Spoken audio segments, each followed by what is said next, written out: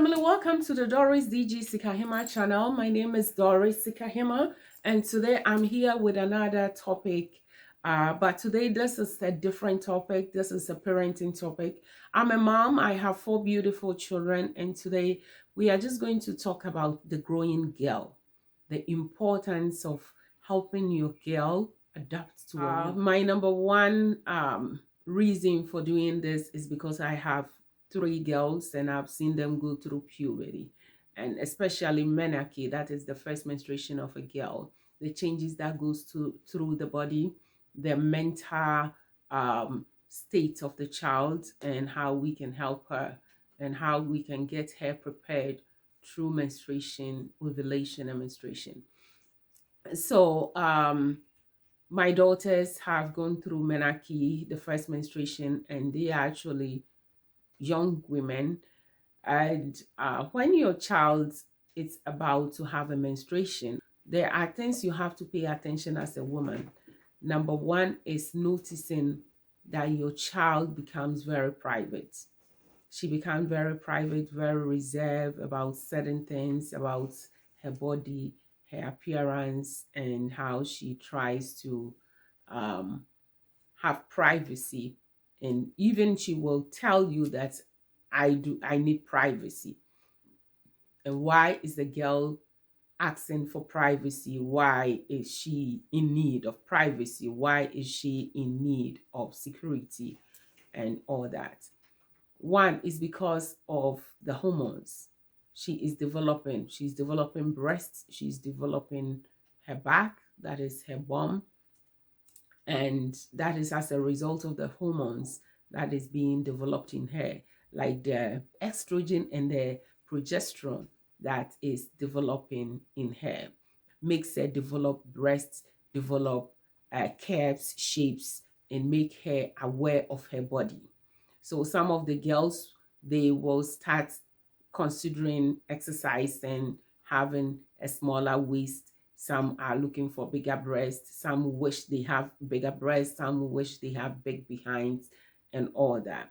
So what do you have to do to help the girl? You have to first of all educate the girl. Educate the girl about menstruation, sexuality.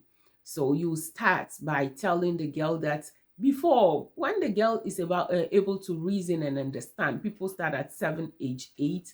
My first daughter had her menses very early, and I didn't expect her to go through menarche that early, so we had not had formal education when a child is in grade 4 and she's going through menarche. So she didn't know what it was. She said the first time she noticed it, she thought she had about movement, and she did not tell me or call the school or tell her teacher. She came home, and then later she noticed it was more, so she told me, and she was crying. So I hugged her so hard. It was a very firm hug, and I explained it to her. First of all, I had to apologize before I explained, because I didn't expect a child to be going through menarche at such a tender age, 9 years. So we talk, and of course, she had a very tiny body, so I didn't know that that would be happening very early. So we talk about menstruation, what goes into menstruation, the production of hormones, the estrogen and the progesterone, and what it is. Menstruation is the shedding of the lining of the uterine cavity at every month, because when there's an ovulation is when you release an egg. Every woman has an ovarian reserve that we are born with. So when we get to the menarche, or the time that a child is supposed to have menstruation, some of them will start menstruation before the ovulation starts. Some of them, ovulation will start before menarche starts. We have different body systems, and you release an egg. So when the egg is released, that is in a period, like after 2 weeks after a period, then the child will have ovulation pain. The ovulation pain causes cramps, pressure in the pelvic floor muscles, discomfort, some vomits and all that. And that is also part of womanhood, or the process of becoming a woman. And then we have the menstruation, which is the washing off of the uterine lining because when an egg is released, an egg is expected to meet a sperm so that it will fertilize to become pregnancy. So when there's no pregnancy, then the disappointed uterine lining is shed off. And the shedding off, it is made up of the membranes, the blood that lays the mat. So everything is shed off and it comes as menstruation. That is it through the female genitalia. So when it comes out, it's menstruation. And during this period, there's contraction of the uterine muscles and uterine lining, and it causes lower abdominal pains. And this pain can result into weakness. And some of the children, they can become anemic because they are losing blood. Some of them, they vomit because of the contraction. And like we women, we go through a lot. There's a whole lot of pain that we go through and the children go through. So we have to educate them about the importance of knowing this, like letting them be aware so that they will not be surprised, because it is painful to menstruate. It is painful to have ovulation. And when the menstruation comes, a child is supposed to know how to apply a pad, or some of them will use tampon. But some at that time, the vagina is very small and it's very difficult to insert a tampon. So it's better to start with a pinty liner, a smaller size. And as the child grows, depending on the heaviness of the flow, then you will advance into bigger pads or tampon. So we have to tell the child that you have the pain. You will see this menstruation every month, at least every 21 to 35 days in every cycle. You have a cycle and you have menstruation in it and you have ovulation in it. 2, you have to teach the child that she would have mood swings.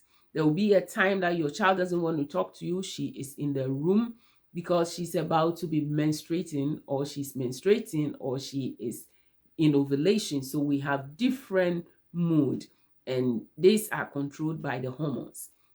So if you know that your child is moody, she is easily get irritated, then you will know that menstruation is about to happen, or she's in one of those periods within the cycle, and you know how to handle her.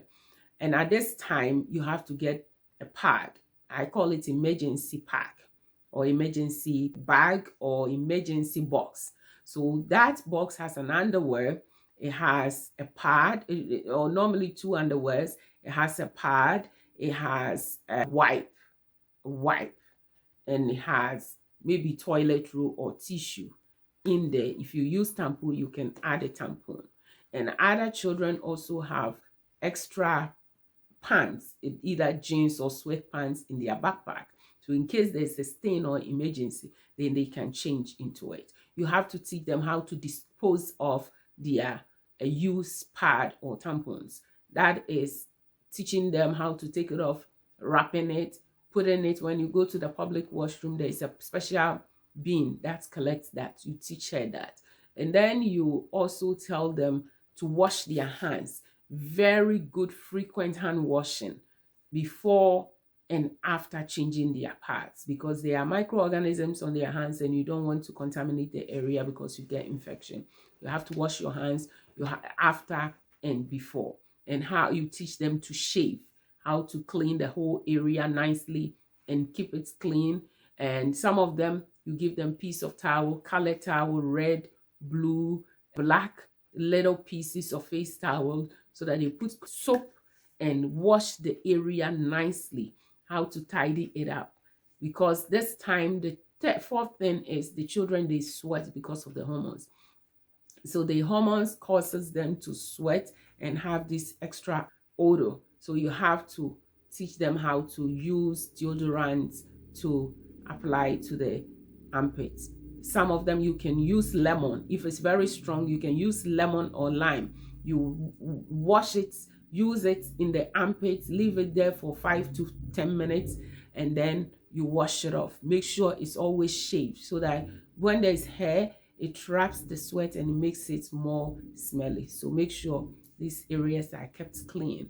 And at this age, the child is developing breast. Depending on how heavy the breast is, they need brassiere. You have to support them with a good bra. Some of them will complain they don't have enough breast, and you tell them that each of us is created different, and God created us all in his likeness and in his image, and we are all unique in the way we are created and beautiful. The fifth point is you try to build these children's emotions and mentality. Compliment them, tell them they are beautiful, tell them they are strong, tell them that there's no one like them. Let them know that they are wanted. Cherish them. Let them feel it, that, oh, my mom loves me, my father loves me, and talk to them. Have a deeper conversation with them. Let them know that, number 6, that if they sleep with any man, they're going to get pregnant. If they let anybody touch that place, they can get infection. And teach them about sex and sexuality, and to keep themselves. Where anybody that touches them, they should report it. This one is right from childhood. Like anybody touching them wrongly, they should report it. They should report anybody looking at them weirdly. Avoid rides, people trying to give them rides, like car rides, bicycle ride, whatever it is, they should avoid it. They should avoid strange people, strangers, and be careful with people around them. Nobody should hold them so tight. It can even be a woman holding them too tight, kissing, and doing all the things that adults do. It's not allowed, because they are kids, and when they get into that, they're going to have a kid when they are not ready and to get into different things. This is a time that the child is trying to find or build the personality. So you do not want your child to be friends with everybody or the people in the class. They have to be selective. They have to know who they're going out with, and you have to know the friends of your child. Invite them home, talk to them, like get them involved so that you know who they are and you know how to relate with your daughter based on their friends. Do not leave them alone, because they need you. The children need their parents at this particular time. If you are a dad watching this video, daddies, your daughters need you. One affirmation from a dad can go a long way.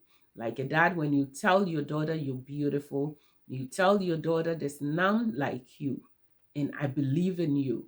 I know this is what you can do. And you tell them, talk to them about the secrets and the tricks of men to get the young women, so that they will not go out there to look for love, because you, dad, you love them from home, mommy loves them, and they get the right affection, compliments, and accolades at home. This is a time that children may want to explore. Some of them would want to put on makeup, some of them want to exercise, some of them will start dieting and all those things. In each of these ways they want to go, encourage them. Make sure that they do it in moderation. Make sure that they are not becoming anorexic, anemic, bulimic, and they are not starving to become over slim. They are not overeating, they are not anemic, and their self-esteem is not broken. So this is all I want to share with you today. The growing child, the growing girl, the young woman, the first menstruation of a young woman that leads to another phase of her life.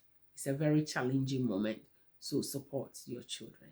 A medical exam for your daughter. This child needs to see a doctor to assess her hormone levels, to check the iron levels, and to know how well this child is growing, the developmental age, and to make sure that is the child's ovaries and uterus and all the reproductive organs, are they in place? The psychological will be done by your doctor. So when your daughter gets to this stage, you need a doctor to assess them. Some children start having reproductive health issues, and this is the time that we'll be able to catch it on time, that if they have any problem, we'll be able to catch it and help them, so that we prevent infertility in future and all these gynecological issues that could be hormonal or that could be congenital, and prevent sexually transmitted diseases and other conditions of the growing woman. Thank you so much for watching.